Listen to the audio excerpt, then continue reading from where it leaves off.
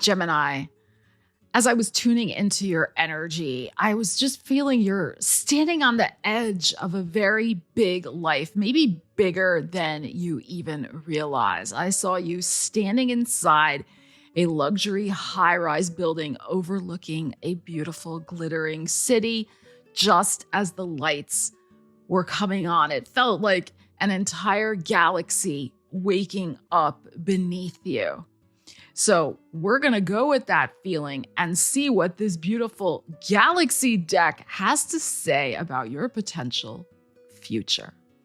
Your first card is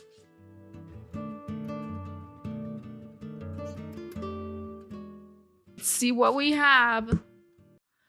We have soul contracts. Wow, look at this gorgeous, beautiful galaxy here. Before you were born, you agreed to partake in specific experiences that assist in the evolution of your soul. Now, notice it says experiences, not necessarily, people and relationships. Okay, and the number 13 is on here. So within the next 13 days, 13 weeks, 13 months, there is a new specific experience that is going to help you evolve your soul. That's what I was saying, before this reading. I just felt you're on the edge of something beautiful, glittering, majestic that you're about to step into for your life. And this is really affirming that. So let's see what we can find out about this particular experience that your soul contracted to undertake before you incarnated. Gemini. Wow, we have the Fool. So this is an entirely new chapter you are going to begin. And it's significant. I mean, it's a major arcana. Wow. And the Four of Wands. Wow, wow, wow, wow. And the Two of Wands.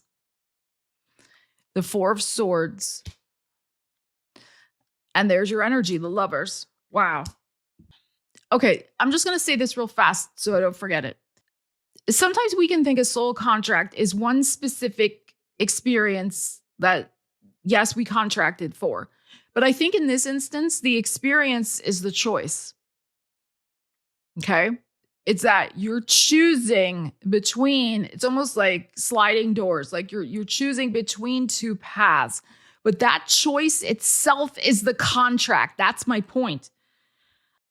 And there's no right or wrong answer. I think that's the other thing to really emphasize. It's just going to be a matter of, of I go this way and then those experiences open up to me, or I go that way and those experiences open up to me. Because we have an entirely new path on here. This beautiful Four of Wands, the Fool, the new beginning. But here's the issue of the choice with the Two of Wands in your heart. But then also we have your energy, which can be about choices with this Lovers here. And the Four of Swords is interesting because that can be a vibe of, I need to spend some time and think about this. I need to sleep on it. This is the classic, I got to sleep on this decision before I make my final choice.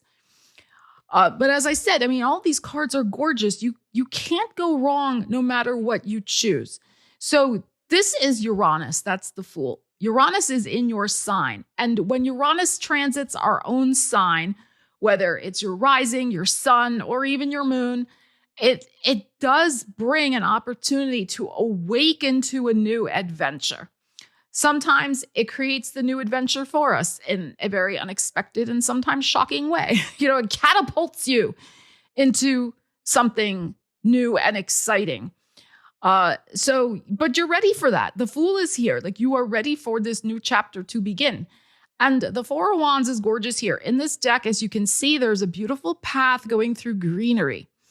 And so it's this passageway, it's this portal in this deck that you are going through. And that can sometimes, when we talk about portals, we're not the same person. It's like, it's a liminal situation. It's a threshold moment.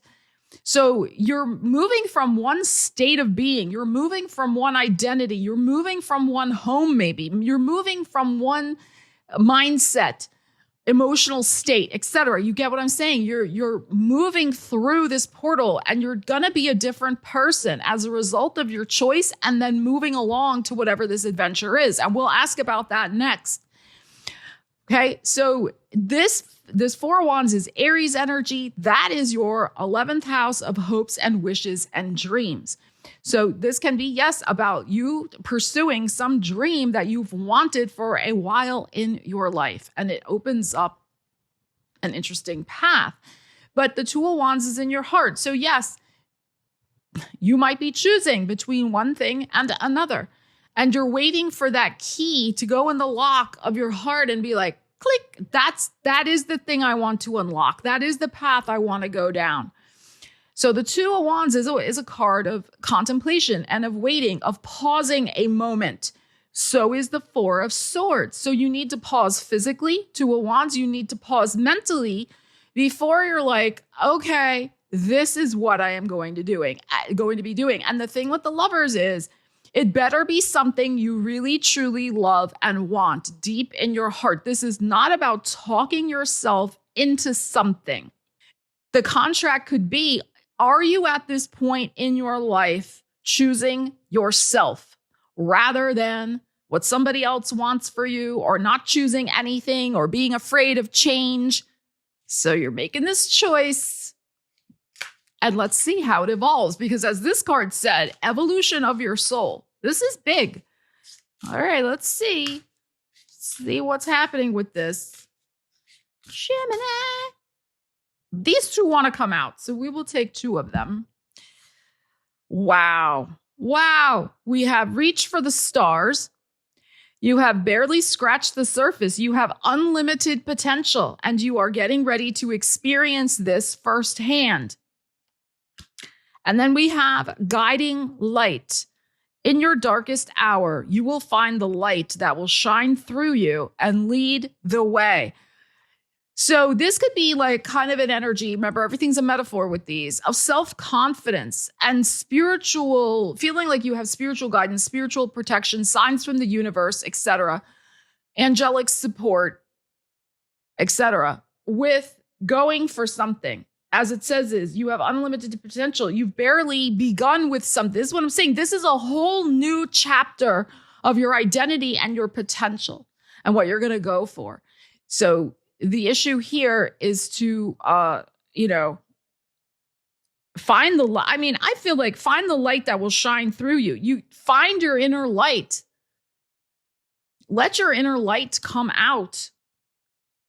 If you have been keeping it behind closed doors. Four of Swords. All right, let's see what we need to know about this. But this is the thing. You're stepping into some sort of very important soul contract about your potential. And this could be in a business sense. This could be in a personal sense. This could be in a romantic sense, creative sense, whatever. Let me know in the comments what this is for you. It is time to go for it. Let's see what that it is. Gemini.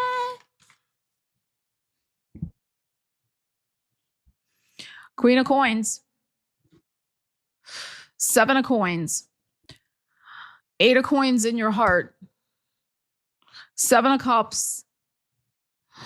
And the Moon. Wow. And we had the Moon on this card as well.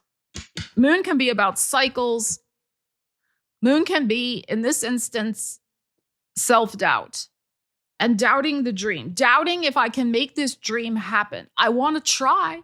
I mean, I have the Eight of Coins in my heart. I would like to focus on it. I would like to build it. Even the Queen of Coins, like, can I do this? I want it so badly. I think about it all the time. This, Queen looking at this coin. But here's the energy of that's this, why we have this guiding light here is because we have a Seven of Coins, which could be contemplating, do I have what it takes in the material sense, the practical sense? Do I have the chops? Do I have the knowledge to get this manifested? I think I can do it. Eight of Coins. I do need to focus And as much as I love y'all, Gemini, because you're ruled by Mercury, you can sometimes go from one thing to another. It doesn't mean you cannot focus. You can, but it's got to be something you're really, truly invested in. I mean, your heart does want it badly. And then we have the 7 of Cups, which can be cloudy illusions, daydreams, fantasies. And then the Moon, doubting if I can make a fantasy into a concrete reality, Queen of Coins. So what would it take for you to do that? I think the key to this whole reading is this 8 of Coins in your heart. That is our Virgo energy. And that is your 4th house of solid foundation, building upon something solid. So it goes back to, if you're really in love with this path, in love with this idea, if it feels solid beneath your feet and not just some sort of cloudy, foggy, well, maybe one day I could do this. If it's not just a fleeting interest, but something, because you have a lot of those. And again, that's okay. That's okay. But there's something here that this is your next potential. This next big chapter of your life. This is not about something that's a flash in the pan and fleeting. This is part of your incarnation, your soul contract. And so can you choose to commit to it and focus on it to actually build it, and not just build it halfway or part way, but go the distance with it? I think this is a key question to ask yourself. Okay, so let's see what you don't see coming. You're using that 8 of Coins energy. You're focusing, you're building, you're being guided by light and your own spirit. And let's see what comes next that you don't see coming, Gemini.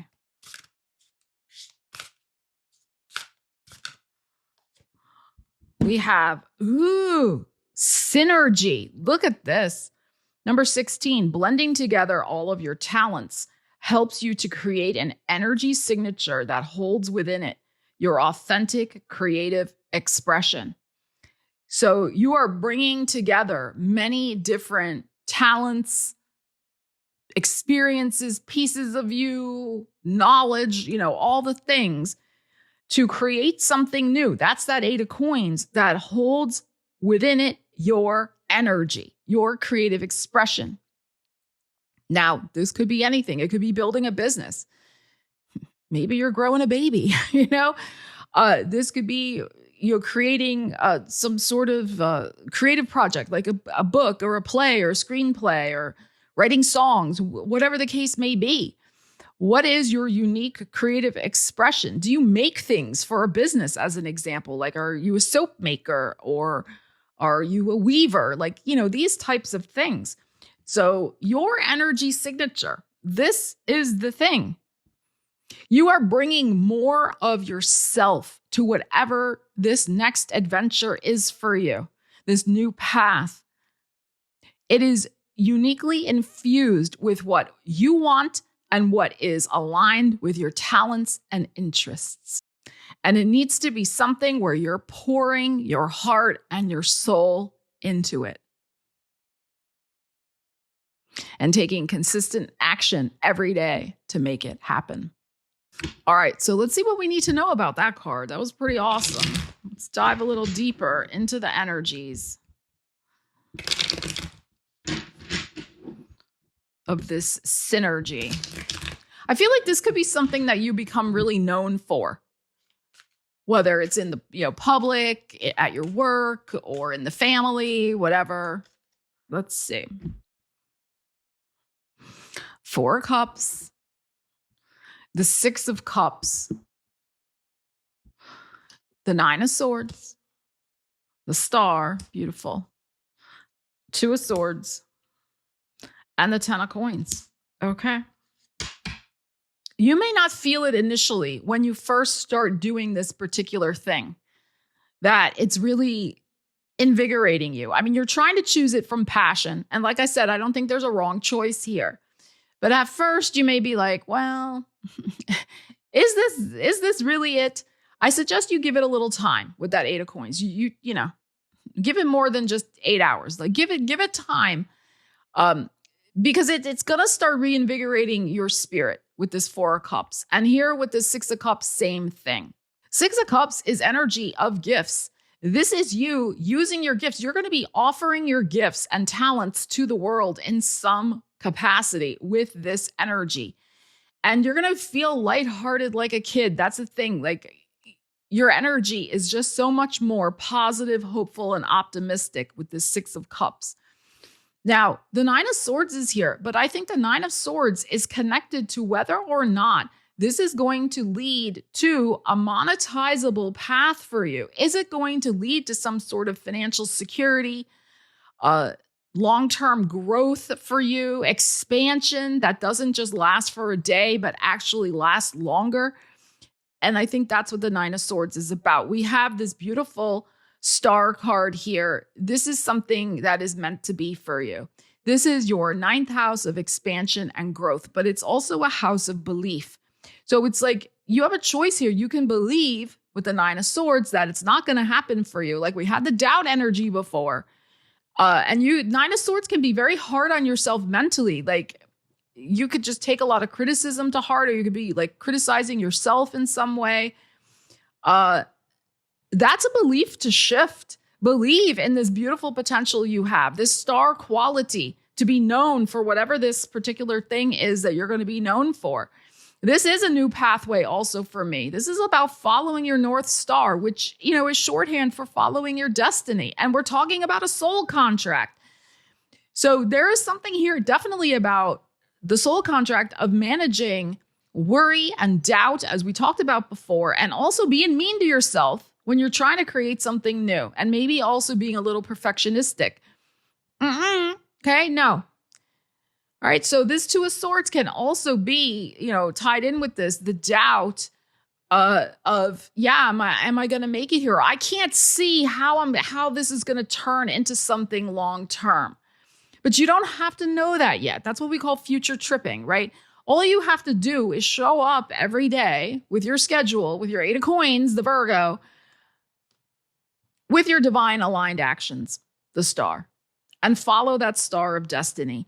Whatever this may be for you, as long as it's making you feel good, it's using your talents and capabilities, as this card said, and it's opening up this new path and chapter for you, especially like just feeling so much better with your energy. But yeah, there might be part of this soul contract that may be about believing in yourself a lot more and ending a cycle of doubting yourself, beating yourself up, or being super hard on yourself. So Gemini, I would love to hear from you in the comments. What is this whole new chapter that you would like to get underway? I would love to hear. And if you got value out of the video, want to give it a thumbs up, a hype, or share it out with a fellow Gemini who could use its messages, I thank you so much for doing that. It really helps the channel grow. Love you guys. Take care. I will see you again soon. Stella Wilde, signing out.